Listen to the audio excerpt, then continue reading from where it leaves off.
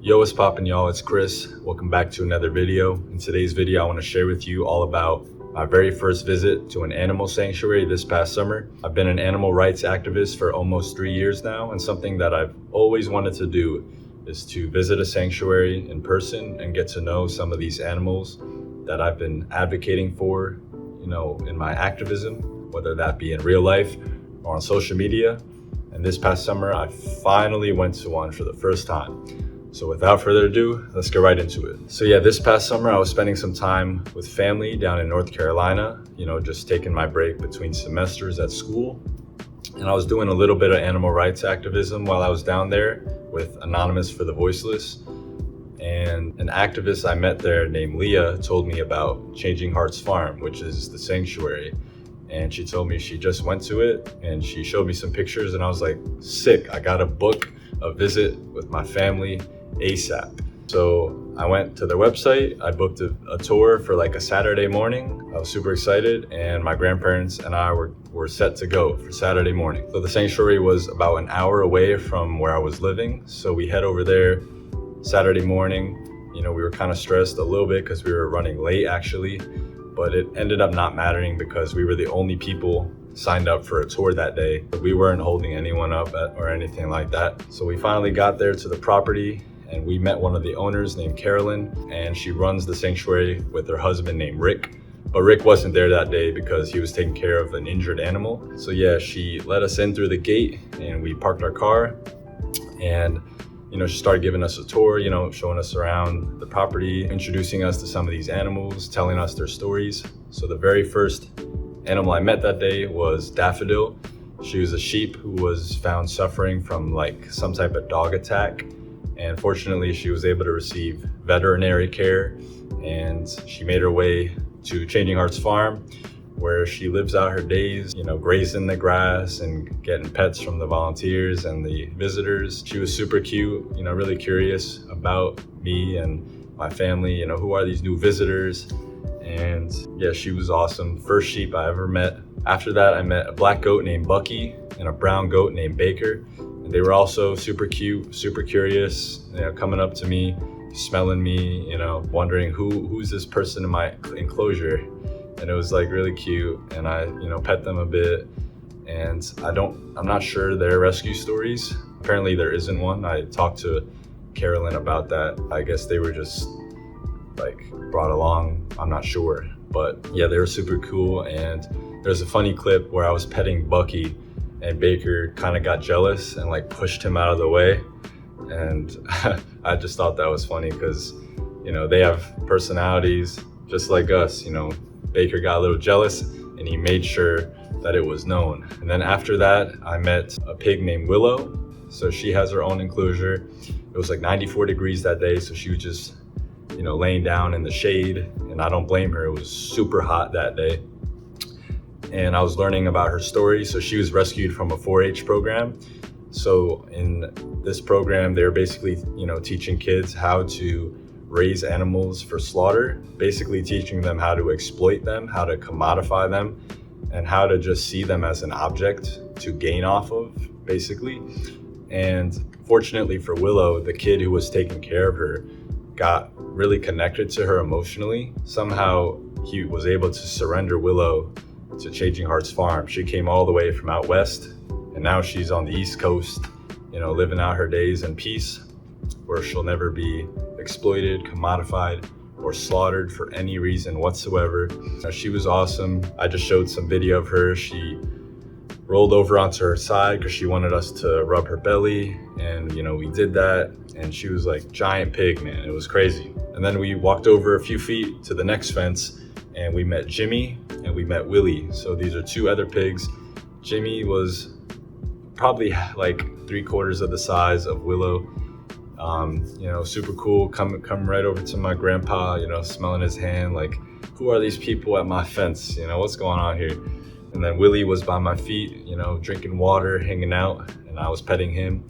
And I'm pretty sure they both have a rescue story, but I don't remember it at the moment. I'll include the Changing Hearts Farm website down below if you want to go visit it to learn more about the animals, to donate, or to volunteer if you're in the area.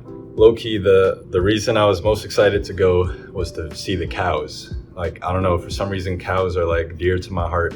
So we walk over to the other side of the sanctuary, and I see like 5 cows in the distance, and they're looking at us, but they're not coming over. They're like super timid and kind of like shy, and I was just like, oh, come on, making like whatever like Neanderthal noises I can to like try to get them to come.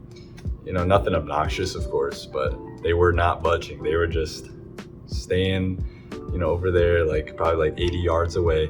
So I was like, all right, maybe they'll come around later. So then I keep walking, and I meet another pig, a surprise pig. She was chilling in a big enclosure on the side, and her name was Sunshine. She was super cute. She came over, from like 50 feet away, oinked her way all the way to the fence. Like, who is this person over here at my fence? So I was petting her, and I'm not sure I learned her story, but there might be something on the website. And I just saw her grazing and just hanging out, and that was super cool to see. And then we went over to a horse stable where I met a horse there. I'm not sure her name. I don't have much to say about her, because when she came out of her stable, she just kind of turned around and put her butt to me. So I took that as like some attitude. So I don't really have much to say about her. I didn't get along too much with her. I don't know what was up with her that day, but it's okay. So then at this point, me and my family have been there about an hour and a half. So we're kind of getting ready to go home. We brought our dog with us, so he has to, go home and eat, and he's getting really hot because it was, like I said, it was like 95 degrees that day. And as I'm walking back, the cows start coming over. 2 of them specifically start coming over closer to the fence. And I was like, yes, I'm super excited. Just like finally meet them. This is why I came here. So the 2 cows that came were named Zeke and Zephyr. So they're both male Holstein cows who were rescued from the dairy industry. And I'll roll some footage of my interactions with them. Super curious, kind of shy, but like still wanting to get to know, like, who's this at my fence? So yeah, I was, they were smelling my hands, and I was petting them around their nose, and super cute. And I was like, yes, finally got to meet some cows in person. So Zeke and Zephyr, I know their rescue stories like the back of my hand, because I know all about, what happens in the dairy industry. Like I said, I'm an animal rights activist, so I kind of know what's going on in these industries more than like a typical person would. So in the dairy industry, cows only make milk when they're pregnant and have a child, just like human mothers. They're mammals just like us. So what farmers do is they forcibly impregnate the cows, which is pretty much rape, in order to impregnate them so they can have a baby come to term. And once they have that baby, if the baby is a male, the male calf obviously won't produce milk. And he also won't grow fast enough or big enough to be profitably slaughtered for meat. So what farmers do on all dairy farms is they just shoot the calf or kill the calf right there on the spot in the farm, shortly after birth, or they send them away to a veal farm where they'll be fattened up for slaughter at only a few months age. So yeah, it was super awesome seeing them saved from that fate, because so many male calves are not as lucky, and they're born into this world just being seen as a waste product. They're being objectified and seen as not being profitable, so they're just tossed aside. Their lives don't matter at all, and that's the epitome of injustice. That's why the dairy industry, that's one of the reasons why the dairy industry is incredibly cruel, and ultimately the only reason it exists is because of consumer demand for dairy products. If that knowledge and their rescue story, makes you sick to your stomach, it should make you think twice about consuming milk and cheese and other byproducts from the dairy industry.